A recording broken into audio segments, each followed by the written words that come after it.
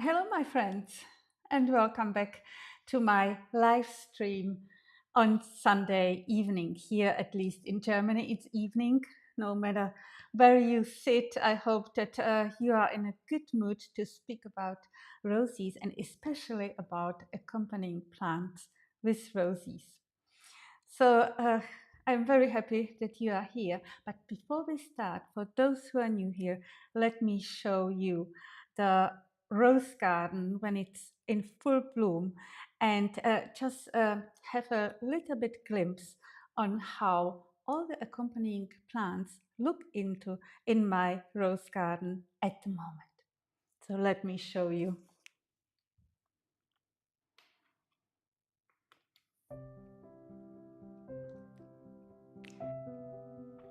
So this is my garden when it's in full bloom.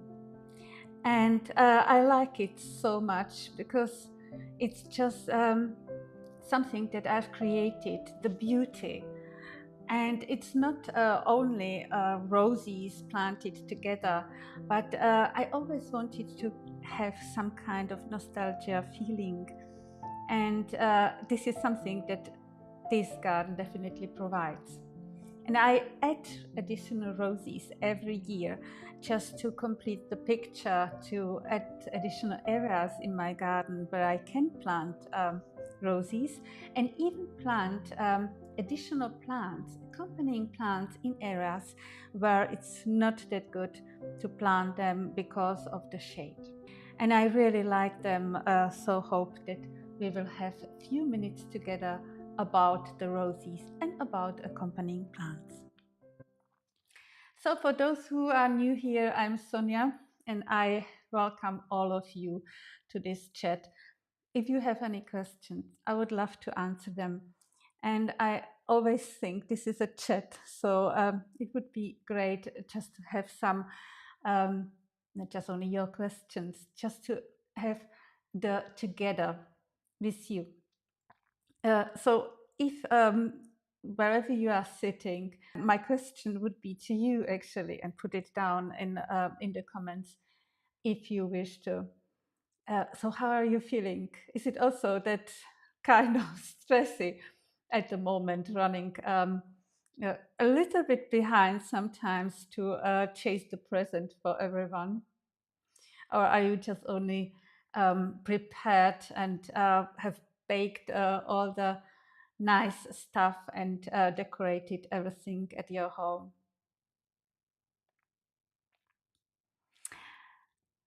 I see that you do not have any question, but it's probably because you feel simply good.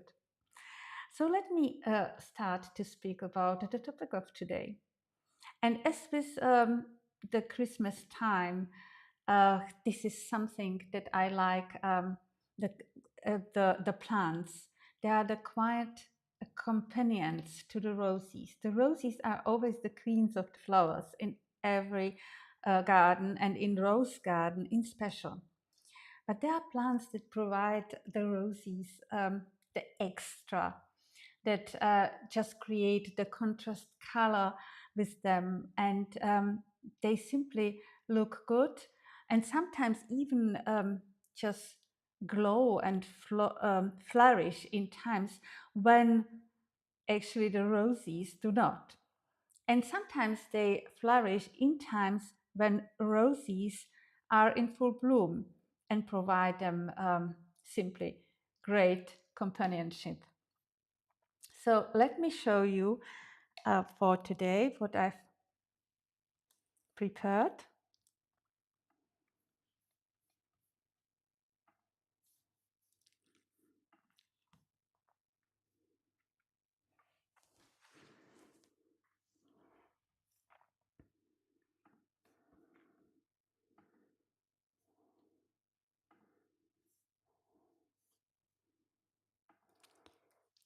So, and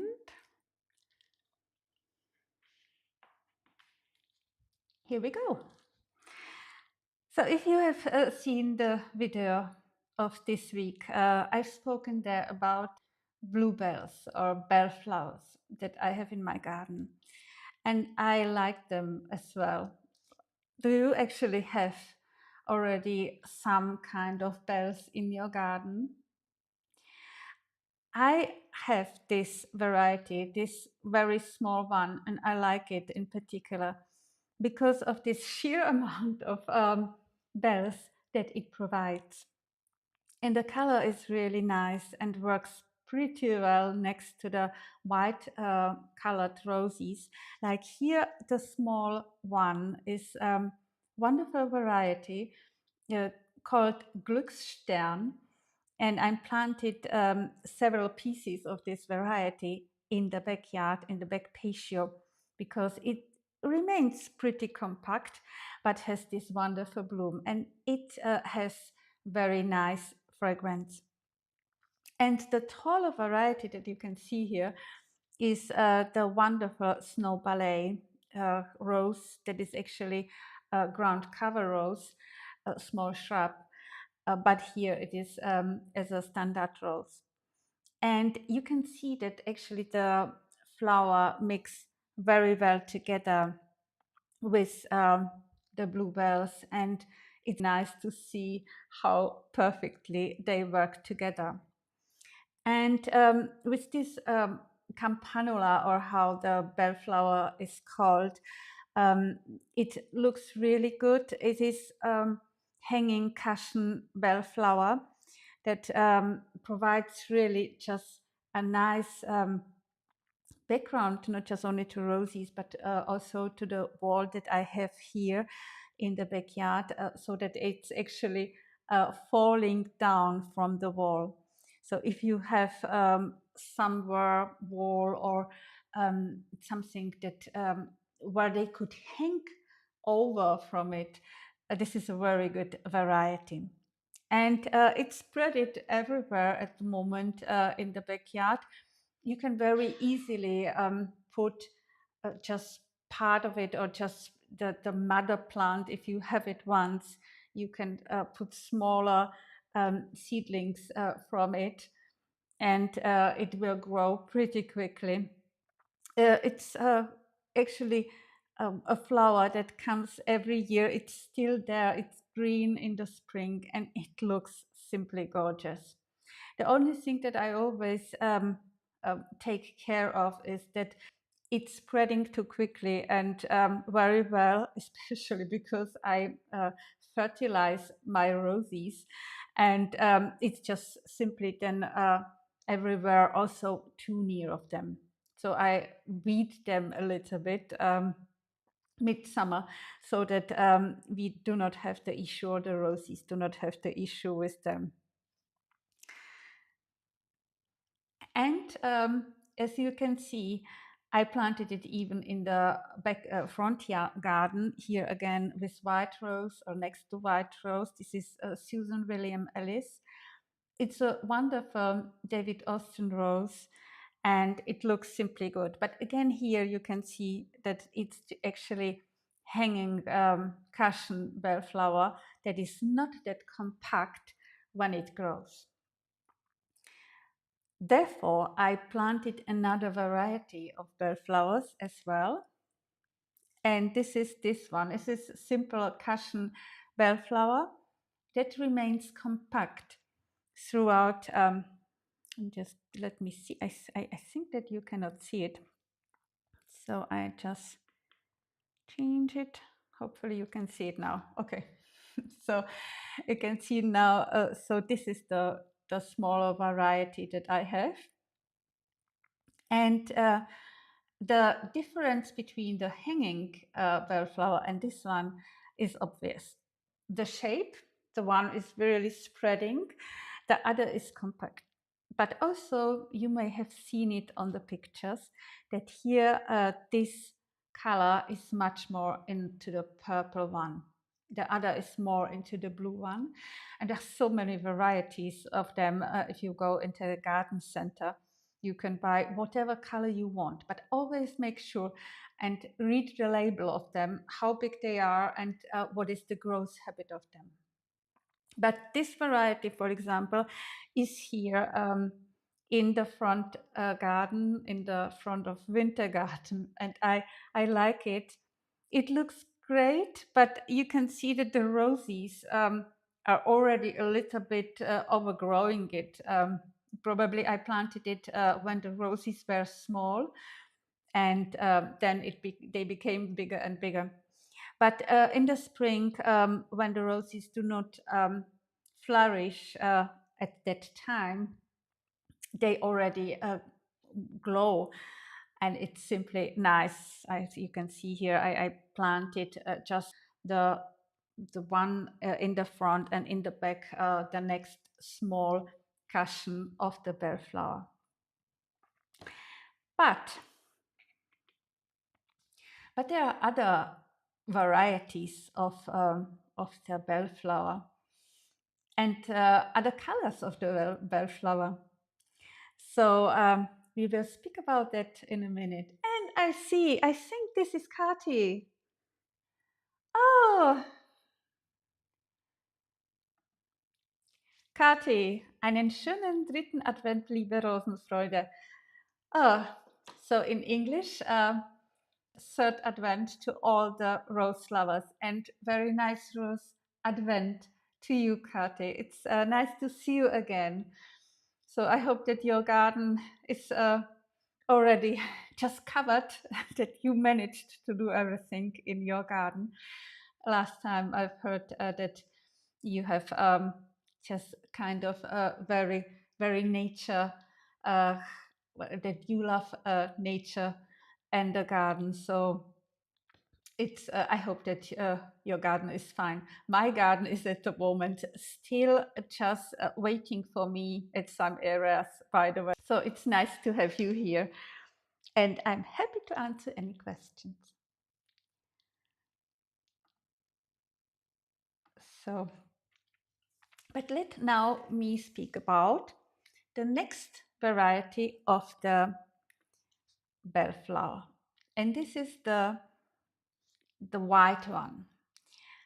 I like it really much. It's the variety that is very tall, and it's called Grandiflora alba. It's actually Campanula persicifolia. So it's very near, from my perspective, to the wild bellflower that you can see in the meadows. But this one is pretty big in comparison to the small ones that you will find in the meadows in general. And here you can see it, how I combined this bellflower with the very nice rose called anemona in the back, and the red one on the obelisk that was here already when we bought the house. And it looks pretty good, not just only next to the roses, but also to the foxglove that is here in the front garden.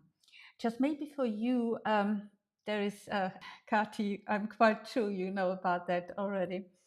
But a lot of people may not know, if they are beginners with roses, that these flowers are actually blooming in the second year. And if you buy them in the and they bloom already in the supermarket, and you leave them to seed out, they will come, but as a small plants, and only in the second year they will be flourishing again. And just consider having a look how the mother plant look like, how are the leaves, and when you see them, spread it around, which it's sometimes not always the place where you want to have them. You can simply put it away and plant it on a space where you want to have this perennial next year. And I do it in the same way, similar to the hanging cushion bellflower that is in the back of my garden. With this one, I do it as well. And yeah, as I said, it's spreading easily everywhere. You will get such a cottage garden feeling with both of them. So with the bellflower, but also with the foxglove, that I really like because it has such a very nice feeling in the garden.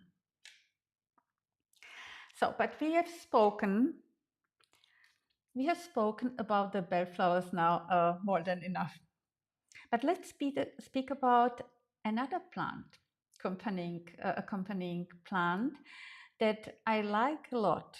And there are so many varieties of this plant, and it provides, again, wonderful feeling and is great for the bees in your garden. And the plant is, as you have seen already, a catmint. It's an epeta. Here I have next to my, this is actually next to my pink roses, nepeta, and it's Persian blue. This one variety is really great. It's very subtle, but why I just chose this variety is it will not grow that big. You have seen that my garden is not big that much. I have a lot of smaller varieties, dwarf roses, small shrub roses. Therefore, I consider and try to buy the accompanying plants that are of the same growth. And here the nepeta will not grow. It grows only something about 40 centimeters and that stops. It's really nice next to pink flowers. And you can see here in the front the wonderful rose, flared is its name. And in the background, it's just only shading a little bit the uh, just in the garden. And it provides simply the nice contrast color to it. But there are other varieties, much taller ones. And I've seen, for example, here this one. This is Nepeta fasceni Walker's Low. And this variety grows 60 to 80 centimeters. So if you would plant them next to dwarf roses, it would probably overgrow your rose in the summer. So it's always good to have a look how big they are. And I see that the picture is not changing. So let me show the Nepeta fasceni Walker Slow and how it looks like. So it looks like here and here in the garden. It's at Rosenparkträger, here this picture where I took it. And you can see how beautifully it is with the standard roses. It's simply great. And the color is contrasting. It creates wonderful feeling. And here again, but there is another plant underplanted on the other side of this picture. And this plant is called sage, woodland sage to my knowledge. And this is really tall, wonderful color. And here you again can see if you are choosing just the colors of the for your garden, you can take this from so many varieties, so many shades of blue and purple. But this one is more of a purple and it stands very tall. Because of the height of this plant, I do not have it in my garden at the moment, but you may consider it for your garden if you have more space, because it's really the same as the Nepeta, a magnet for bees and pollinators in general. And here again, it's next to yellow rose. Maybe one question: do you actually like more bold colors in your garden, or more of the very just paler ones, more of a just not the bold colors in your garden? How about you, Kati? Bold ones or the soft ones?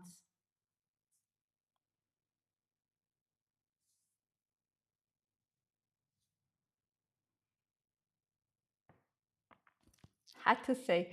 So for me, it's more of the soft ones, honestly. You can see my garden, how it looks like. I try to keep it as it should be, and so that every color is somehow connected to each other. And therefore, I use a lot of these pale varieties, white roses as well, because it's simply then very nice, and I feel calmed down when I go into the garden, be it after the work or over the weekend. And it's just like it's so good feeling to create something. If you have a job in an office, it's so good to have or make your hands dirty in earth and plant something, and then just to look after it and see the results of it. Oh, Kati? Kati answered. So both. This is a good answer actually, and it's the answer. It's I would say as it depends, but I like them as well. It's just the colors that you have, and I like for the bold colors, really the strong colors that I have in some of my roses, especially the purple roses, deep purple, all the kind of red roses that I have in my garden. But for the plants, that accompanying plants, I try not to make too much with them, and then just soften it a little bit.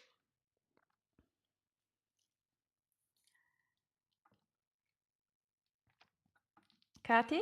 2026, I want to underplant with salvias as recommended by Sarah Raven. Well, I do not know Sarah Raven, but salvias are really good. This is the sage that we have just seen. And to my knowledge, you can actually, if you plant this plant, your roses, they have some kind of etheric oils that not just only the fragrance, but they indeed can help you to provide the rose natural resistance against some diseases, and help you with just with the protection against uninvited guests on your roses. So I really like the ideas of a natural garden and not using any chemistry if you don't need to. Therefore, I also have a look always how good resistant the rose is that I plant in my garden.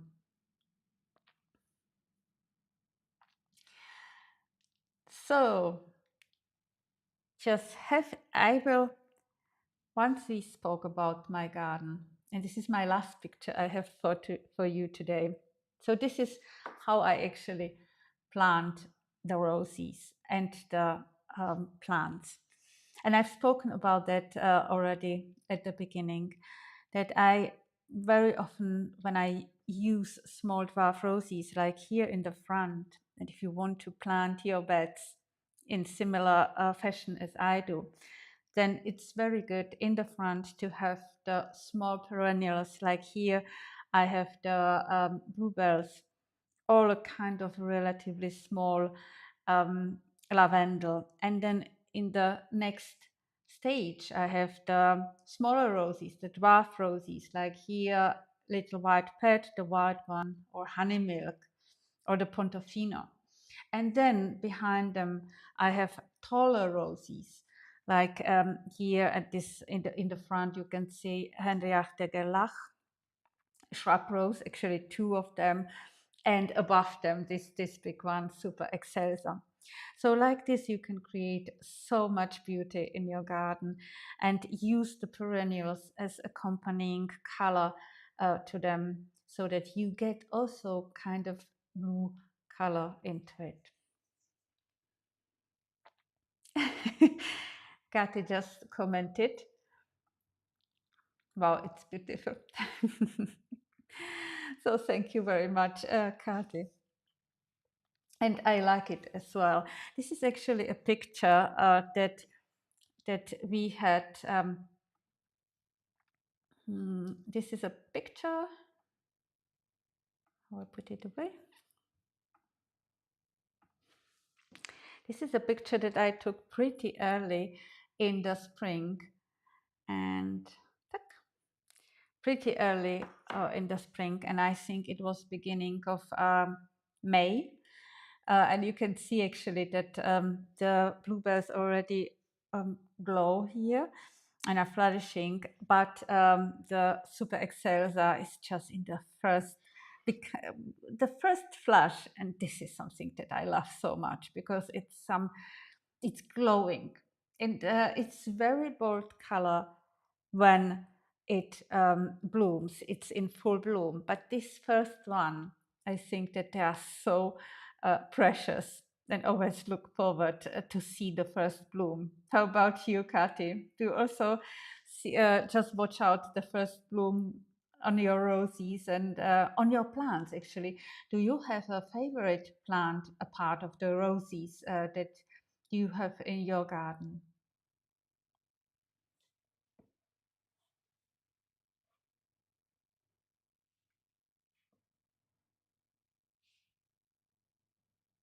Do you have one?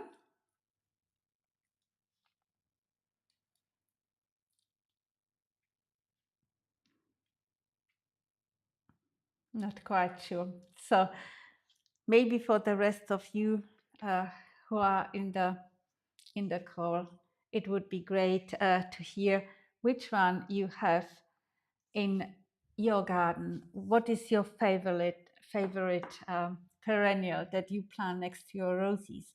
And I would always love to hear whether you plant your roses or how you plant it with your roses, which color do well or pretty well in your garden. Oh, there is Kati.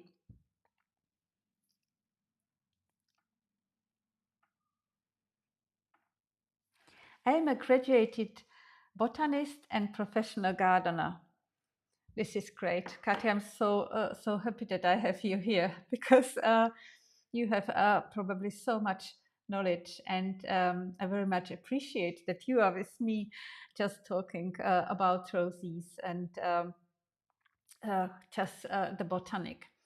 And I really like the idea that I spoke about already some time ago about the garden that is not just beautiful, but it's also practical, and garden that just creates a balance between us and the nature. Especially the bees, but also other plants. And today, I mean, this is really cold right now here in Germany. So today, I, for the first time, put out some seeds for the birds. And for all the rose lover out there, you may consider to feed your small birds, small little friends right now, because my experience is that they stay near your garden after the winter is over. And the small bird variety are great help for getting rid of the green flea on your roses. They are eating them, especially when they are nesting in your garden or near your garden. You just see how they feed their small little birds, and they actually find everything eatable in the radius of their home nest. So this is really a good tip for everyone right now to feed the birds, help them over the winter. Put maybe even just a bird tree in your garden, in your rose garden, and they will help you later on again, and pay you of your help during the spring and the summer.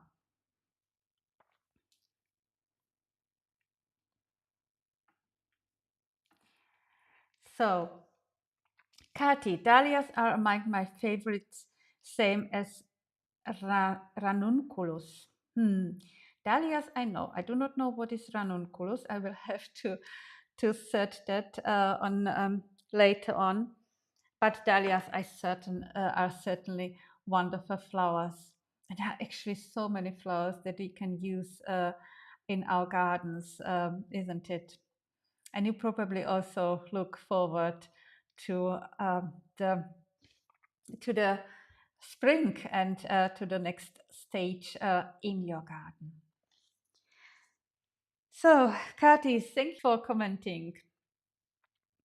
I think that we are today at the end of the Sunday Advent talk. And as with every garden, it's just the patience that it teach us. And it's also the patience that we have at the moment going into Christmas. But it's so nice to speak to you and just speak about garden and roses in this time when it's a little bit stressful. But I'm really looking forward to the time when we will speak about in more calm about our rose gardens, about our plans for next year, what we want to plant here and there, and which rose we want to add into our gardens. With that, I drink my coffee. I hope you drank your and I wish you very nice rest of the Sunday. And we speak to each other next, the fourth Advent again. And I thank you very much for watching and see you next time. Bye bye.